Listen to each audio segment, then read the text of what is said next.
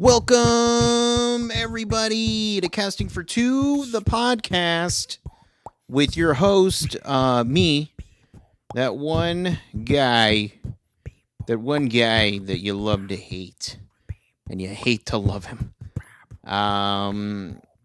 Today's episode number 71 coming at you. And a quick sidebar, I'm still continuing my experimental phase with video game streaming. If you want to, if I'm live and you want to come check me out, of course, I'll always post the link on the Twitter site, but you can always catch past broadcasts over at Mr. CMH or twitch.tv/MrCMH93. And that's where you can, view those silly antics that I've been getting myself into. I've been playing Battlefield Hardlines, the story mode. I've been having fun with it. But yeah, it's just something to goof around now.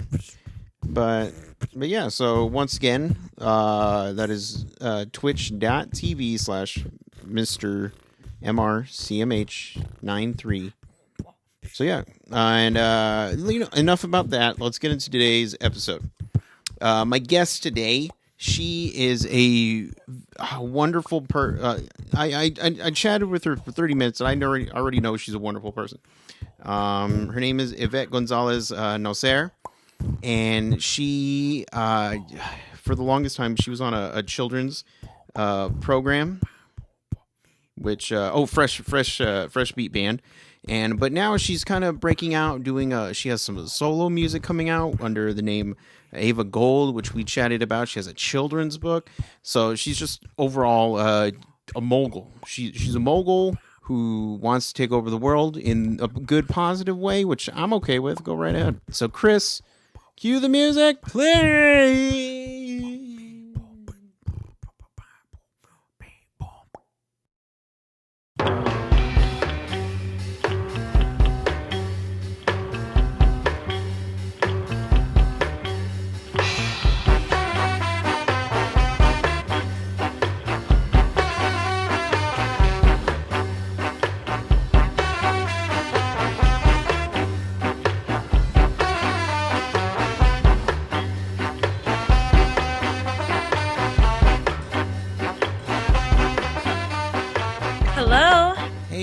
How's it going, Yvette?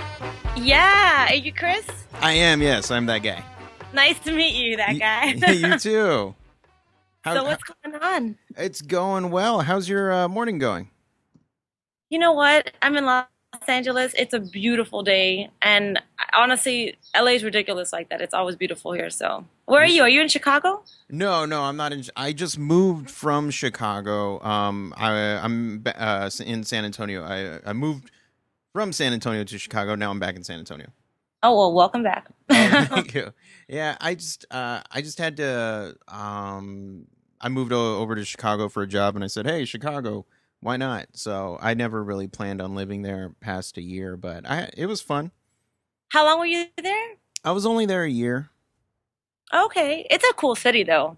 No, yeah, it is. I had a chance to explore a couple times, and I just enjoyed this city. I'm some about cities I just really like. I don't mind rural areas, but big city environments. Yeah. I just like knowing that I could walk to anywhere I need to go. Yeah. Yeah. I don't drive. I'm not a huge driver. So I live in New York, and so I could totally relate. I was like, let me just walk, and everything is there. Yeah. Yeah, that's the way. There we go. So it's 10. It's 10 o'clock. Have you eaten any breakfast already? I did. I decided I was going to be healthy today, Okay. and I made an egg white omelet with like a little cheese and some fruit. It was really exciting, actually. See, I went the exact opposite where I had some grilled cheese. I love it. With 4 different kinds of cheeses. That's not bad. Cheese is protein, okay? And I love cheese, so I will always defend it. If I wake up, I slept so good last night. Bedhead.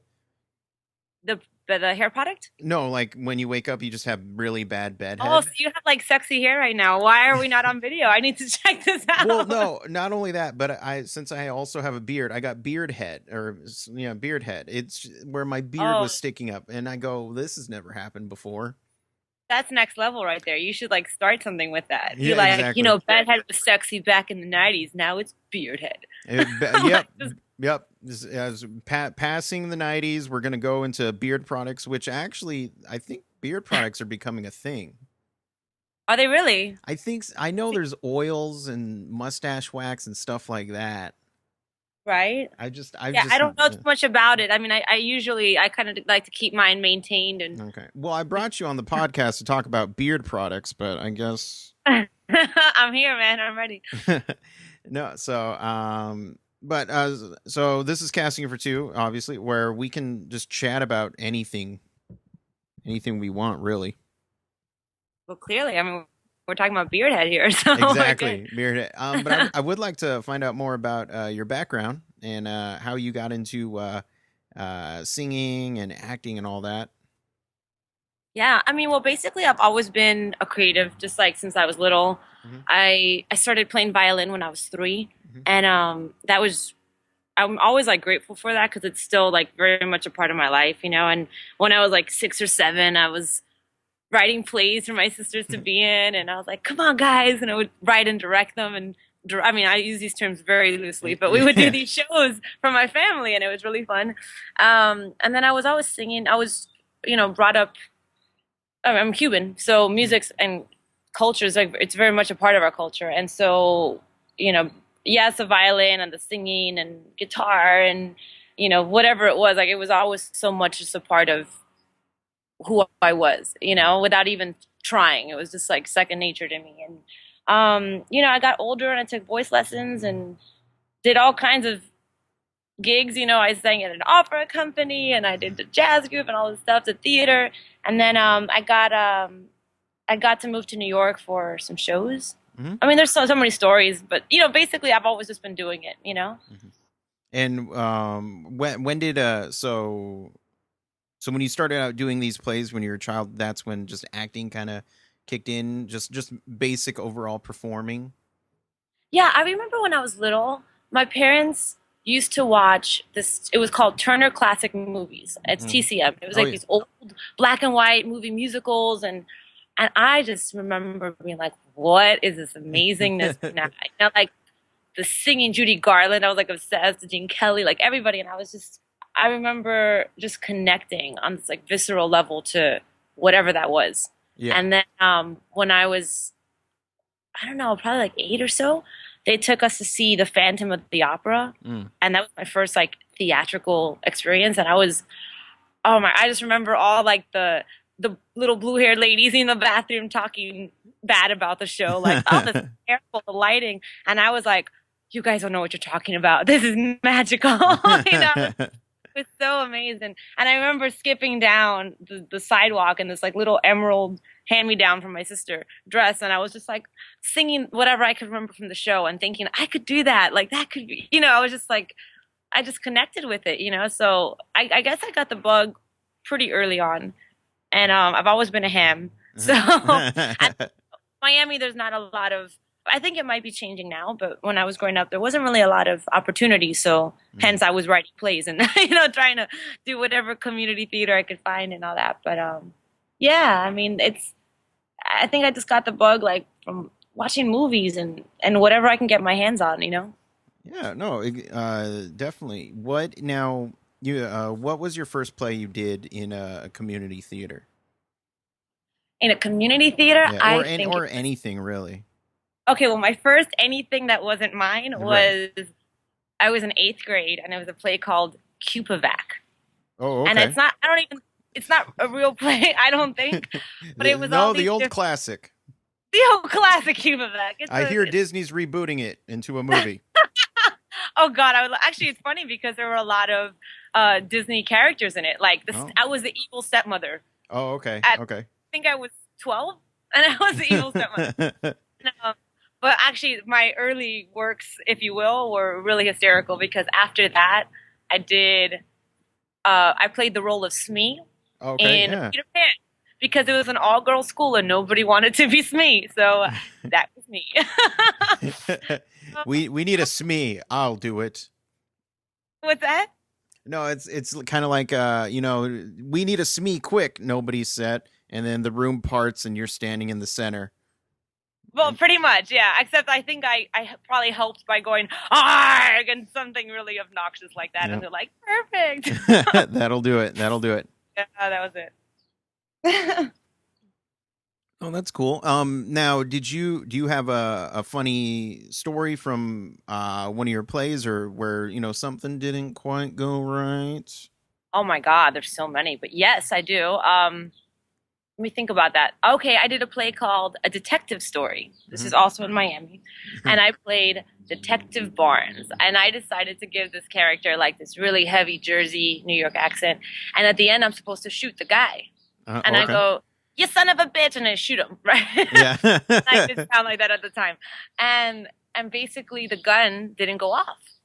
Oh. And you could hear, because it's, not a huge theater, you could hear the click of the gun not going off. And I tried 3 times. Uh-huh. And then finally, whatever took me over with, I dug deep into the depths of my soul and I got this rage and I just pretended to clobber him basically. And then he died. Well, okay, all And right. that happened. Now, were you Detective Barnes? Was that a boy role or a girl role? It was probably, I don't know. I think it was like, it could be anything. I It could think be okay.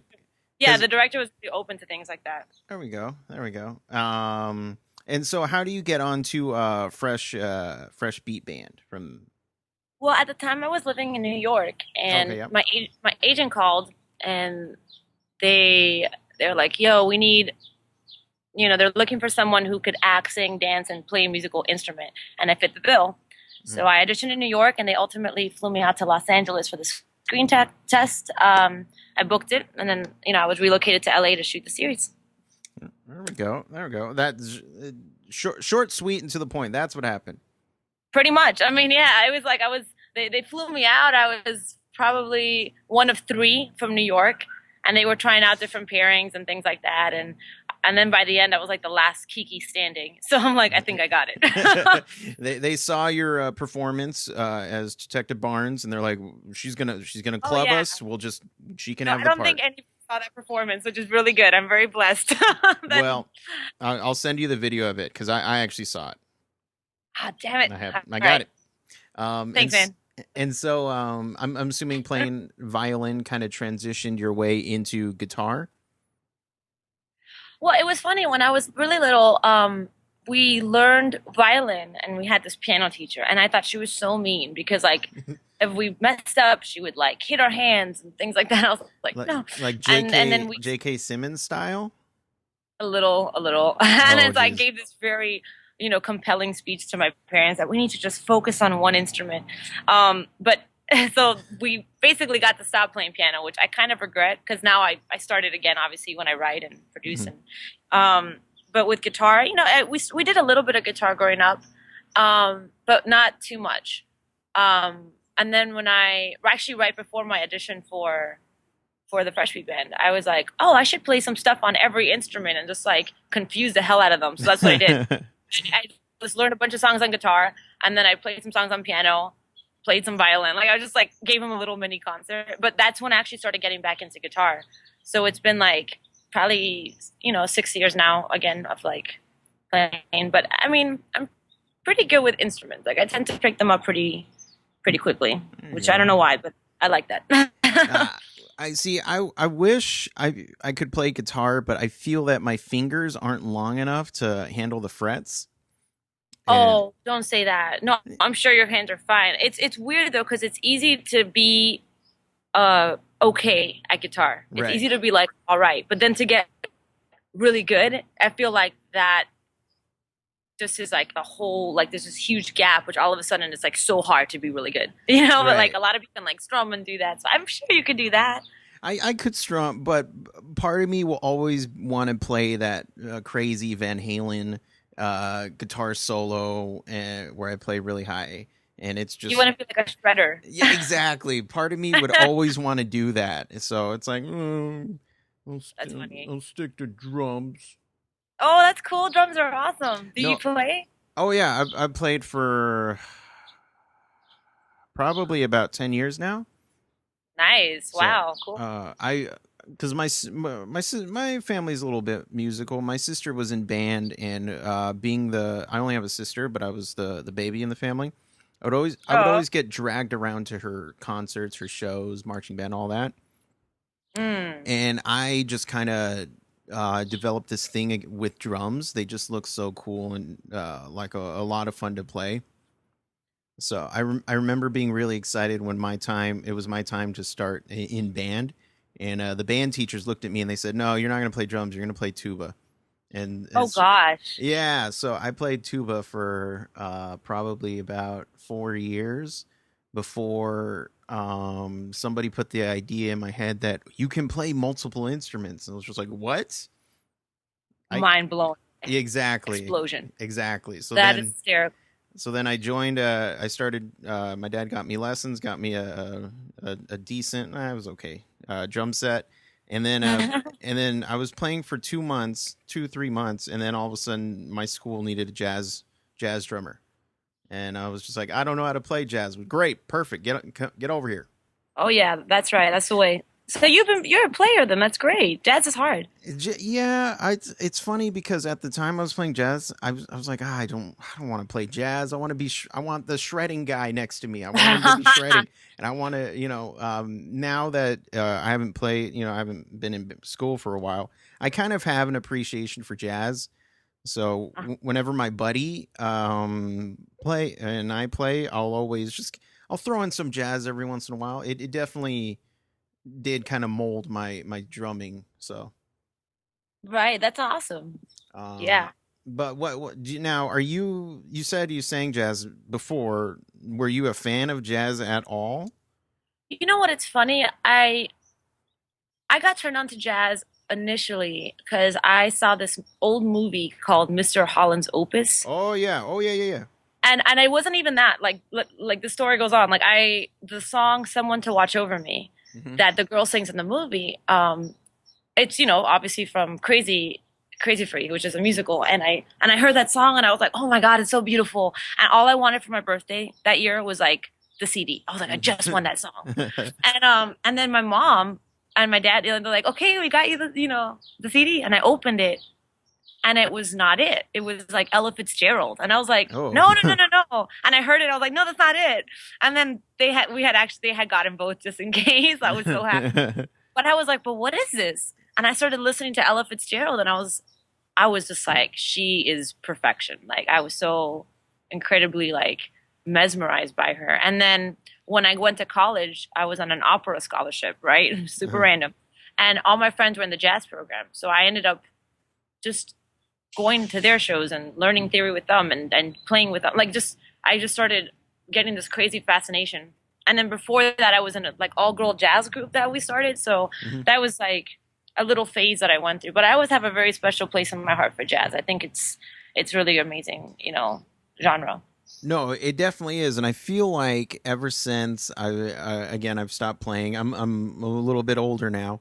I feel like I'm now starting to appreciate it before I even started playing it. I mean, the theme song to my podcast is like from a jazz band, and I'm starting to come over to it, even though it's a couple years later. Um, Yeah. but yeah. After I stopped playing, I swore off jazz because I was just so tired of playing jazz. Like I don't want to hear anymore. Then I'm done with it. Give, do it. That's it. give It's me over. some Metallica. Nothing There but it is. Metallica.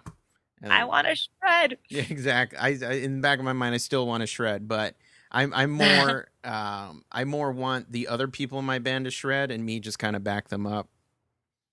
I'm I'm That's I'm right. I'm not a glory hog anymore. My those days are past. Someone Oh else, wow, you're so much. someone else can have the glory. You tell him, Chris. Um, but right now you're working on a solo album, or you have one done. Well, I did an album, but now I'm doing a project called under the name Ava Gold, Okay. and so I'm starting with an EP. The first song is gonna be out this week, and it's Ooh. called yeah, and it's called Havana. and I did a music video for it as well. And I'm really excited about this project. I've been writing for a very long time, and with Green and Bloom, and just like it's under BMG, and I've been just working with different artists, and I've been trying on different hats for my own project. But I think I finally found like a voice with this particular project, and I really connect to it, because it's all the things that I love. It's definitely like soulful, Hmm. and it's got some Spanish elements in it, and it kind of like some urban stuff put in the pot. Okay. And it's cool because there hasn't really been, not that I know of anyway, there hasn't really been anything quite like that particular combination of elements. And so I think it's so fun, and I think it's cool, and it's definitely very much me. So I'm excited about this new little body of work, if you will. And the first song, yeah, it's about my parents coming from Cuba to the States. But there's this thing that every time I go home for the holidays or whatever, everybody gets together and they're like, one day we're going to, like one day we're going to go back to, when it's a free country. And it's so funny because like that idea of like never letting go of something that's so dear to you, even though they had to sacrifice so much to, you know, for this better life, for this dream. And so the song kind of is about that. And the video I think came out really cool. So I can't wait for y'all to see it. There we go. Well, I can't wait to see it either. Which when this goes up, I probably will have seen it, and I'll be chatting about it nonstop. Yay, good. Now, why did you kind of go under a different name, Ava Gold? Where does that come from? Ava is like, it's like a very, first of all, my favorite name in the whole world. Okay. It's also kind of a nickname. And when I was little, I used to pretend that was my name. But also, Gold to me, like, just the name, like, resonates with me. Like, the idea of something being pure. And even with music, like, the reason that you fell in love with music in the first place, always letting what you do come from your heart, coming from that pure place. And like there's this quote from The Outsiders, "Stay gold, pony boy," and Oh like yeah, stay yeah. pure of heart. And I think I always want what I do to stay coming from that place. So I just thought it'd be cool. Like it's a new chapter. I wanted to have a new name for it, and just kind of also my name is like impossible for most people to say correctly for whatever reason. So I was like, you know what, let's just do it. Let's just go there. And and I'm really happy with it actually. I love it. There we go. There we go. Well, and it makes sense because I mean, how gold prices are right now, they're at an all-time high. So There you go. it just That's makes what, sense. yeah. And I'm just kind of curious what we were chatting about movie. What's your favorite movie, or if you had top five, something like that? My top five favorite movies. That's a Mhm. really good question Mhm. and such a hard. Especially now because I'm thinking of all the movies I want to see. Um, Right. but let me see here. I love this movie called La Vita Bella. Uh-huh. Life is Beautiful. Um, I thought that was amazing. The Matrix is really cool to me. Okay. Anything with Meryl Streep. You're a streeper. You're a streeper I'm fan. I'm such a streeper. Oh my god, she can do no wrong as far as I'm concerned. Like she's perfection. I'm I love yeah, I love a good drama, and I love Bridesmaids. I thought that was like Yeah. pretty amazing. So yeah, that's my list right now. I There just we made go. it up. No, no. I mean, you got all the every. Well, it was more than a top five because you have every streeper movie. That's So I she have like 107 exactly technically. 107 movies. That's your top five. There you go. No, yeah, no. I totally agree with you on movies. I remember watching. There were two movies kind of stand out for me when I was a child. Willy Wonka, the with Gene Wilder. Oh yeah. I remember. Veruca. Oh yeah, oh yeah. I remember watching that movie when I was little and just blowing my mind a little bit. And so whenever I watch Yeah. it, I always go back to that day. Yeah, yeah. That and Big. Big is a good one. Oh, you know what I like too? You're gonna laugh at me. What? Sound of Music. I for somebody like you, an artist, I was going to be a little surprised if that wasn't on your list. Oh But my god. I'm glad to That hear it movie, is. I think I wanted to become a nun and everything at that time. I was like, yes, I'll be a nun. Sounds in my family, Sound of Music is a pretty um acceptable movie. Yeah. My parents watch. I don't personally watch it. I don't think I've ever really seen it. But my parents, my sister, my brother-in-law, their kids, they love that movie. I mean, Wizard of Oz was really cool too. That's another big Hernandez We family. pointed to the classic right here. Yeah, Yeah. exactly. And then I'll be like, "Hey, you guys want to watch a Marx Brother film?" And they're like, "Ah, get out of here, Chris. Watching Right? Wizard of Oz." I'm like, "All I right. mean, actually, on the whole polar opposite, The Godfather Okay, is yeah." like classic. That is, I was floored by that movie too.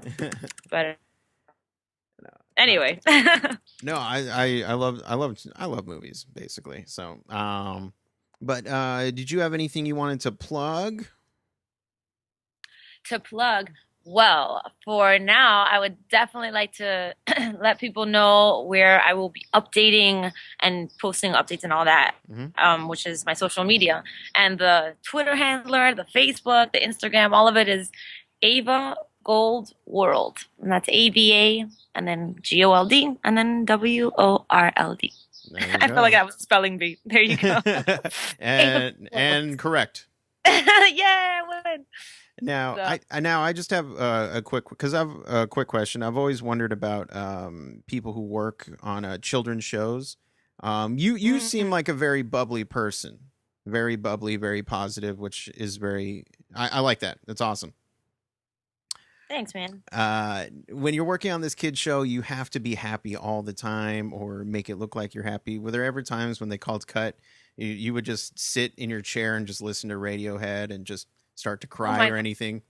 Oh my God, yeah. I mean, I'm not like a cartoon, you know what I'm saying? Like we're real people and Yeah.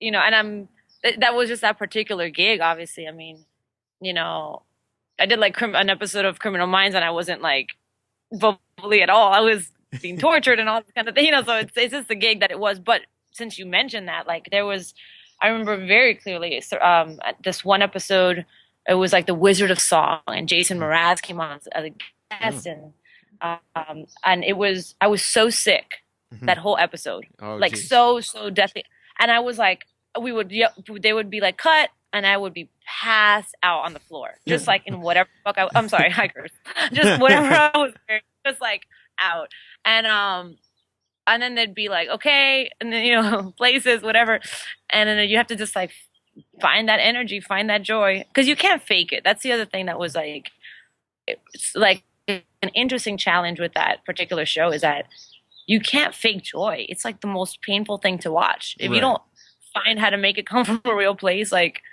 you're screwed. So Mhm. it was, but yeah, of course, you're feeling sick, or you break up with your boyfriend, or you didn't sleep because you had a 3:45 a.m. call time and you're an insomniac. Like, Yeah. there's all kinds of things like that. Or you just want to go into your trailer and watch some really dark movie and remember, something, some other emotions for a minute, But yeah, of course. Yeah, no, it totally makes sense. Do you remember Blue's Clues? Yes. I remember when Steve left the show, he went off and did this really weird, trippy music or CD, and I just go, "Whoa!" So that's what first played in my head. You mean these people aren't happy all the time? I know. Oh, it's crazy. Humanity. What a concept. I know, it's so I don't weird. think anyone's happy all the time. I think that's weird. Like you can't just be one color. Because But I have a nephew who watches, the Wiggles and stuff like that, and I'll look at him and I'll just think to myself, I wonder if any of these people are fighting with each other. I mean, yeah, that happens. Yeah, But you I can't. don't know why. I just like no. I don't know. It's just me trying to see past the show. Yeah, it's always funny when we go out and we're doing other projects, and people are like, "Oh my gosh, you do that too? That's great!" And then they start to see you as a human and as a person and as an artist, really, instead Mhm. of just the character they knew you. It's cool that to let people to be introduced in that way. That's kind of fun. Hmm. But it's really exciting when they can see you in your element, you know, and all the things that you can bring to the table. That's always really fun for me too. It's So like, oh wow, you're not just that character. You're like this person. This is awesome. You know, like that's cool. so moral of the story is that singer, actors, performers, they're people too. There it is. They We just should like cue some dramatic music, you know? Like yes. this is a PSA. The more I can't say the more you blank because it's copyrighted. So I'll figure something out. Okay, yeah, you work on that one. All right, I'll work on it. Don't worry about it. Well, Yvette, I had a pleasure chatting with you. Like I said, Likewise, Chris. Thank you one for having. absolutely. Once that video comes out, you better believe I'm going to be tweeting the H out of it. Awesome. But you The have H. the H. I don't know why I censored myself. This isn't a censored show. I talked about the Wiggles, so I feel like I can't curse. Oh, okay. Out of respect for the Wiggles. Out of That's respect cool. for them. Well, I will definitely let you know when the video is up and running so you can tweet the H out of it. There we go. And you have a wonderful rest of the day. And if you eat healthy, great. But if you want to eat some cheese, that's even better. Cheese is healthy. Don't forget that. There we go. Cheese is That's another PSA. Another PSA. the more you eat. There we go. Okay. All right. You have a wonderful day. You too. Take care. You too. Bye bye.